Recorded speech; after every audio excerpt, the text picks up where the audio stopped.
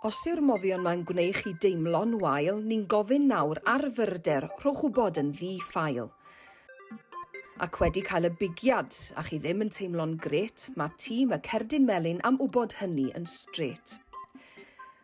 Rhowch wybod i ni nawr ar ap, ar ffôn, ar-lein. Disgrifiwch eich symptomau, mae'n wir, ni'n bobl ffein. Anadlydd, fep neu bigiad ar gyfer insulin rhaid sôn am unrhyw broblem ni'n griw sy'n eitha chwym. Paid taflu ffwrdd heb edrych ar foddion sy'n llysieuol. Cawn wybod beth sy'n dda a beth sydd ddim yn llesol. Os gwelwch chi driongl neu'n di mewn unrhyw le, mae Charlie yn eich gwylio o'r gogledd lawr i'r de. Os cewch chi foddion newydd, mae angen bod yn graff. Gall rhain gael sgil-effeithiau, mae angen bod yn saff.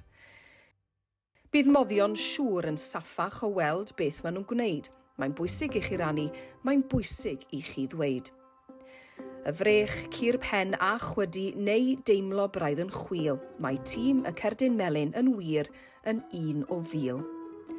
Cerdyn Melyn.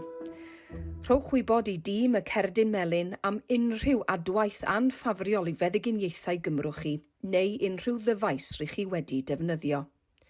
Diolch.